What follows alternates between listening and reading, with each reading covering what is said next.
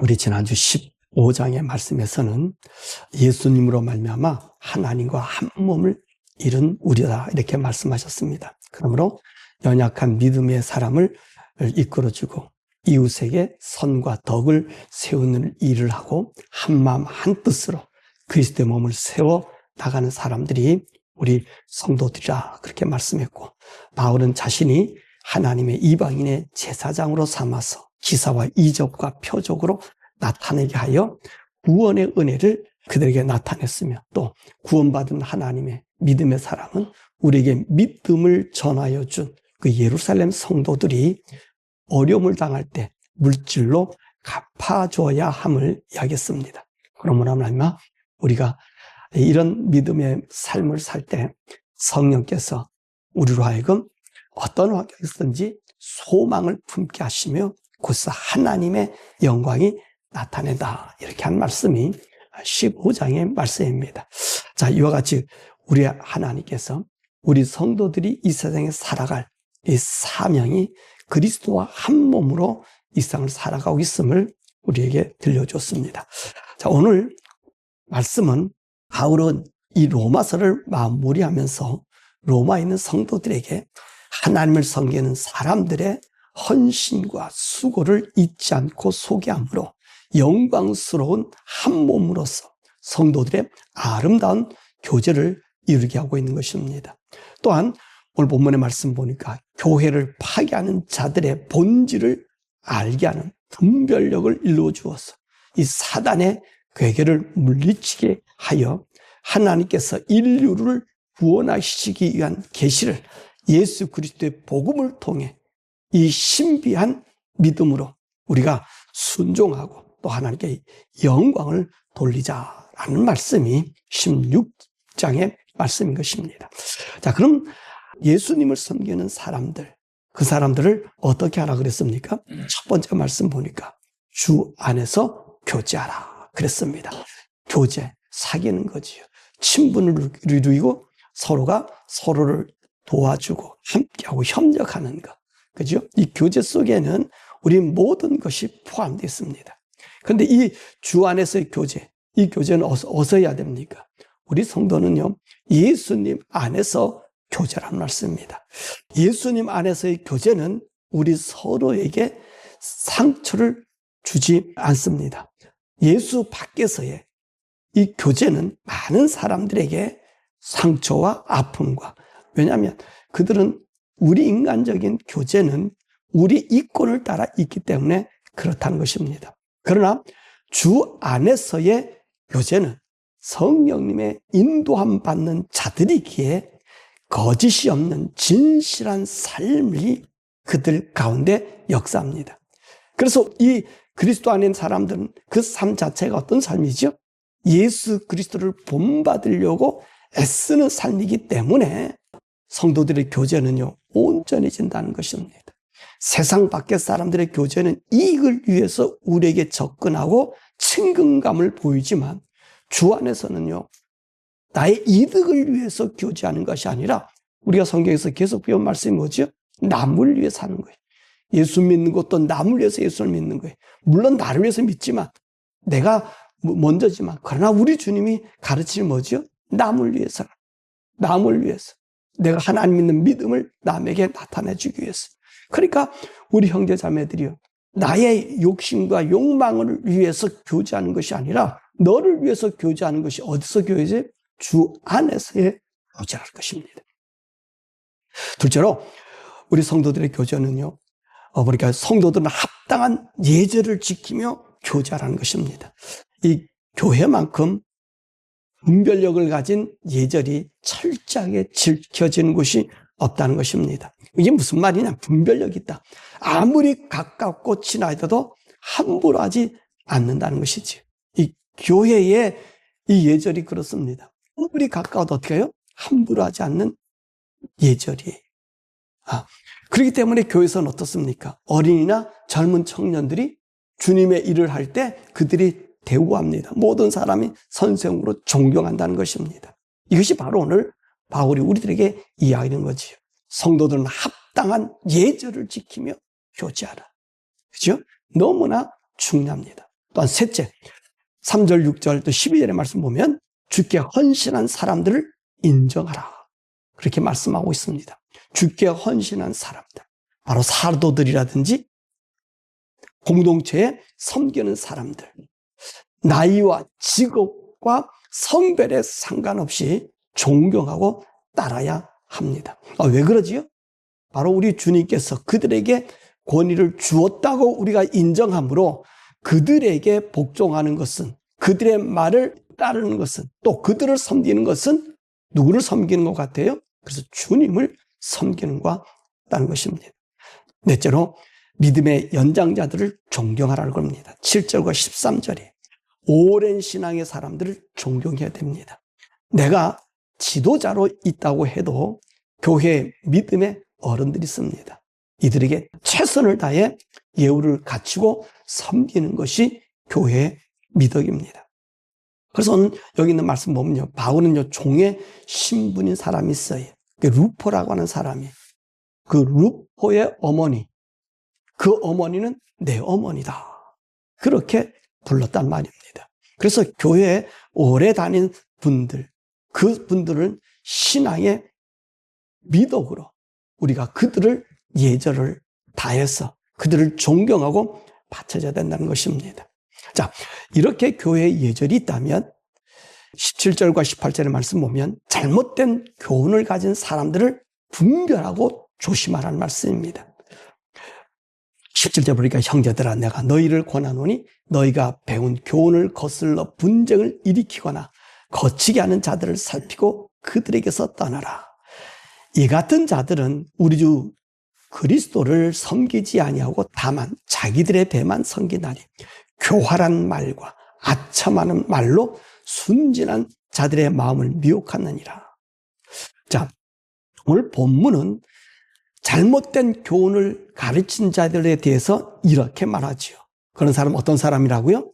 진리의 교훈을 거스린다, 그렇게 말씀했습니다. 그 당시에는 두 가지의 사람들이 있었습니다. 한 사람은 영주주의자들이었고 다른 한 사람은 유대적 기독교인이었습니다. 이 영주주의는요, 복음을 신비적, 신화적으로 해석해서 예수 그리스도의 구원을 무력하게 한 집단입니다.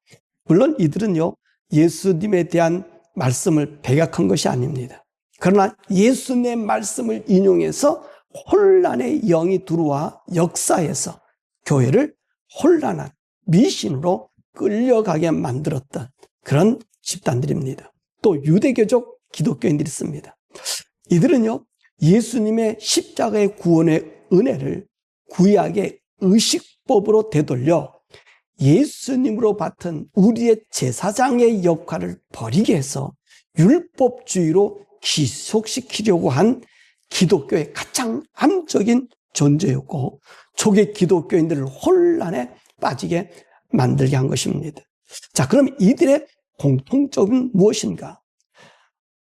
이들은요, 하나님의 말씀을 인본주의로 해석하고 성도들을 세상으로 몰고 가는 사람들이었다는 말씀입니다. 다시 말하면 하나님의 말씀을 세상에 맞춰, 환경에 맞춰 사람들의 길을, 성도들의 길을 즐겁게 하는 지도자들이라는 것입니다. 이런 사람들을 어떻게 하라고 했어요? 바울은 조심하라 말씀하셨습니다. 두 번째로 이런 사람은 어떤 사람이냐? 배를 섬기는 사람이다 라고 얘기합니다. 다시 말하면 하나님의 복음의 가치를 물질적인 가치에 두어서 출세나 사업 번창이나 현세의 만족을 추구하며 가르치는 이런 지도자리라고 하는 것을 말씀하고 계십니다. 자, 그럼 이런 사람들을 세 번째로 어떤 모습을 하느냐? 교활한 말과 아첨한 말을 한다는 것입니다.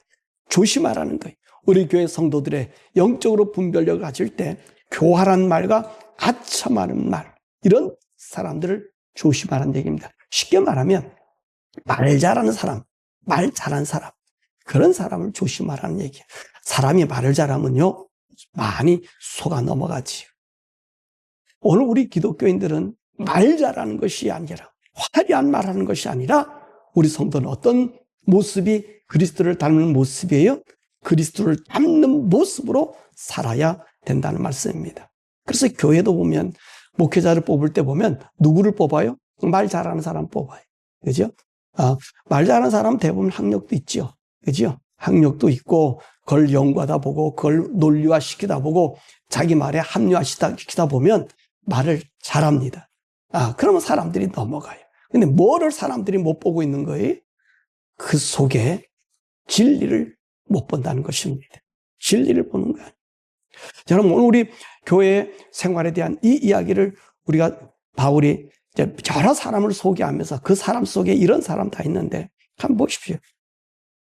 교회 지도자들이 어떻게 하라 그랬어요? 오래된 성도들, 나이 든 성도들을 존경하라 그랬잖아요.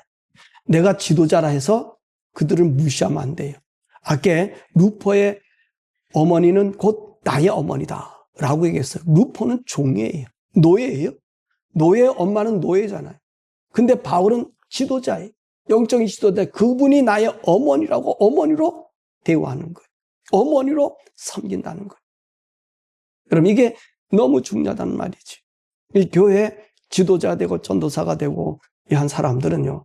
여러분, 교회 어른들을 존경해야 돼. 이 교회의 문제가 왜 생기죠? 보세요. 새로 사람 데리고 오면요. 옛날 어른들을 다 무시해버려요.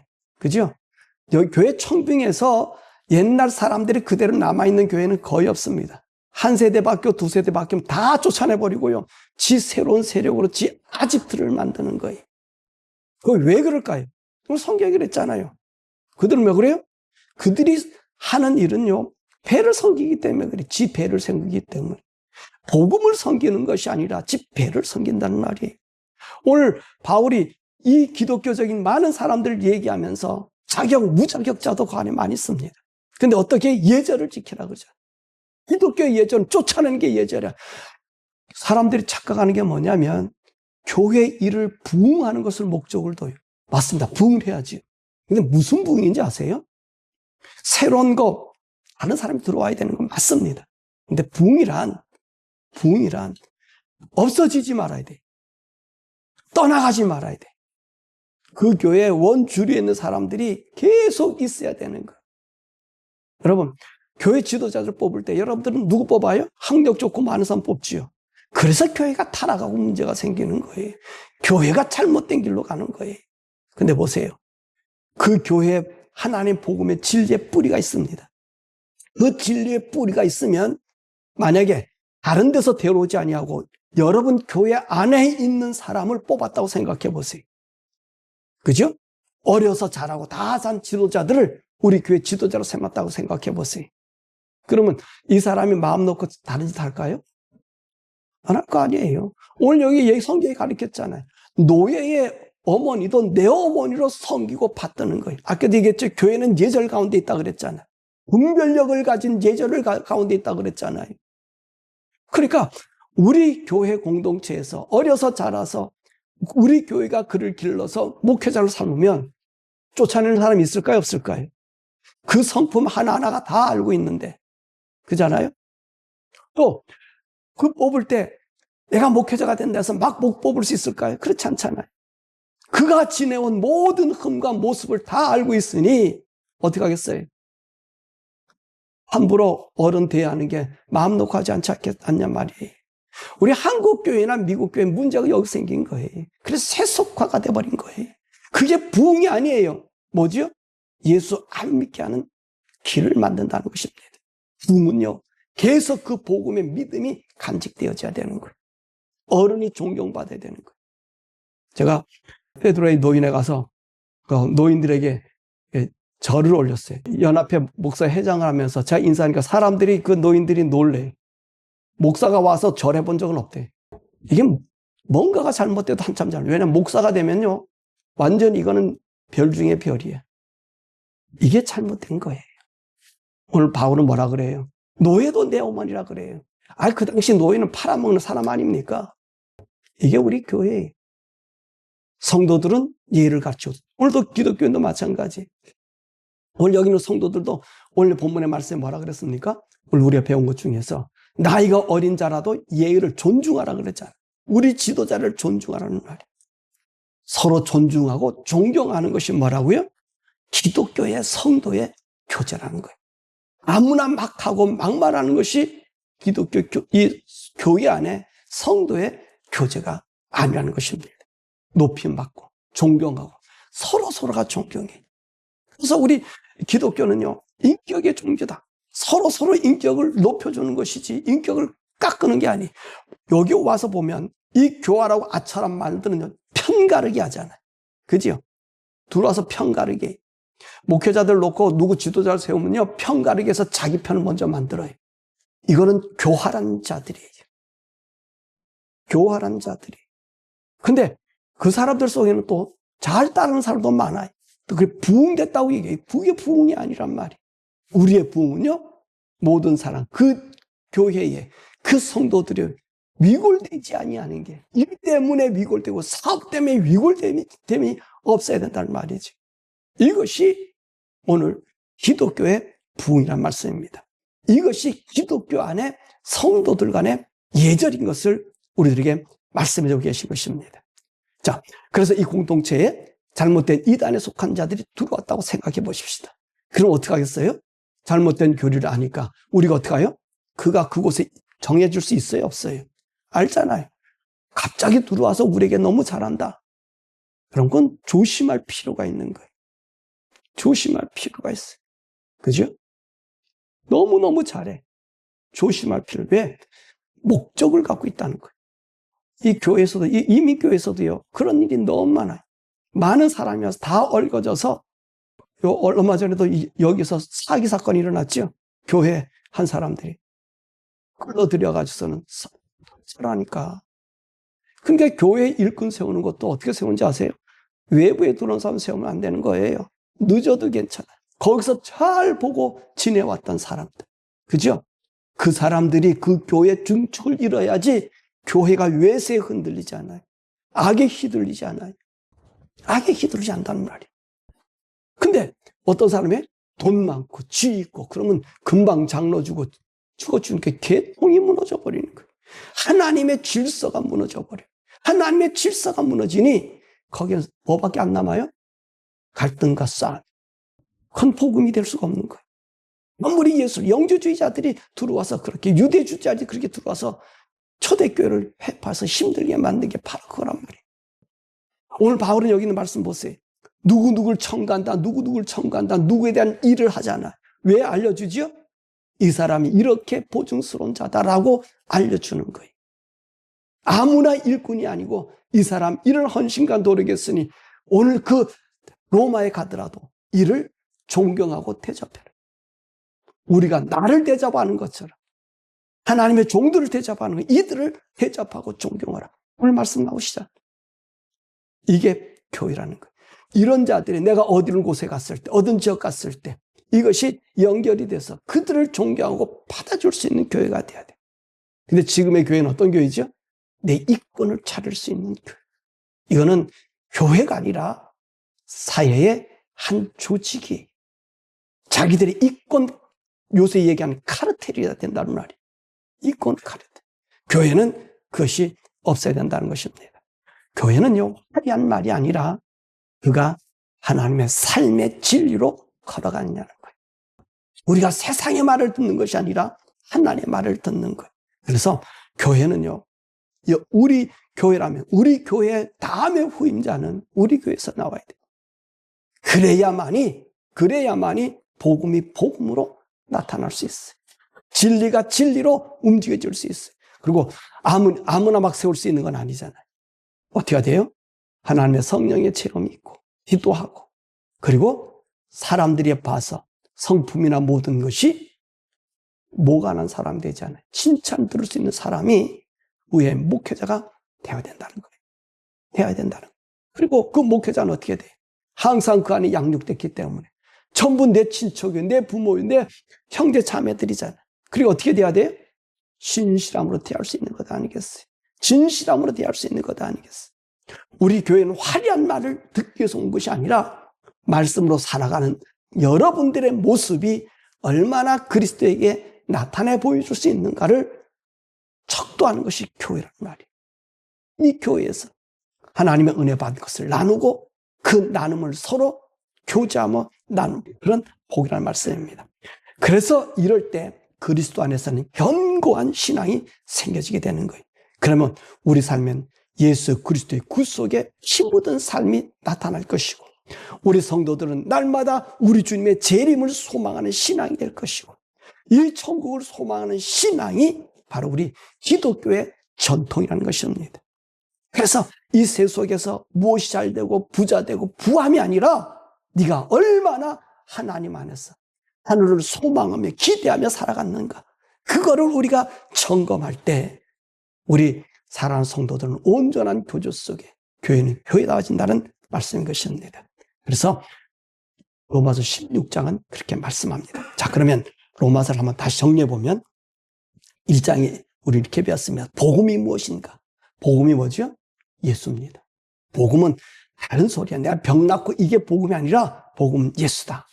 그 예수의 능력이 어떤가 하고, 그 다음에 하나님을 마음속에 두기를 싫어하는 사람의 모습에 대해서 1장에서 우리가 말씀을 배웠습니다.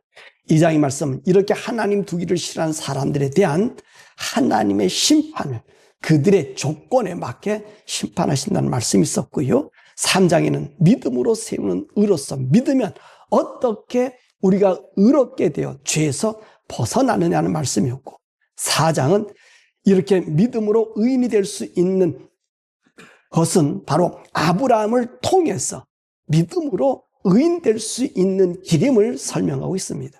5장의 말씀 보니까 예수님을 믿으면 왜 의인이 될 수 있느냐? 왜 예수가 복음인데 예수를 믿어야만 의인이 될 수 있는가? 그것은 아담을 비교 설명하면서 예수님을 믿음으로 의인이 될 수 있는 그것을 말씀하고 계셨습니다. 그리고 6장의 말씀 보니까 그리스도와 연합된 나, 그죠? 세례를 통해서 그리스도와 함께 죽고 살게 됨의 말씀을 우리가 듣게 되어서 이제는 예수를 통해서 은혜 안에서 거룩함을 이루는 것이, 주님이 나를 구원해 주신 은혜 때문에 죄에서 벗어나 어떤 삶을 살아요? 의의 병기로 하나님께 드리게 된다는 말씀 6장이 있었고요. 7장은 이렇게 의의 병기로 살아야 되는데, 그런데 우리가 하나님 믿어도 우리 속에 뭐가 있어요? 원치 않는 이 지체의 법, 육체가 나를 괴롭힘으로 몸부림칠 수밖에 없음을 고백합니다. 그래서 8장에서는 우리 몸에 죄의 유전적인 요소가 있다 해도 이 죄와 사망의 법, 율법과 그리고 죽음의 법을 우리 가운데서 주장 못하게 하는 새로운 법이 우리에게 있다 그랬어요. 그것이 뭐라 그랬습니까? 생명의 성령의 법.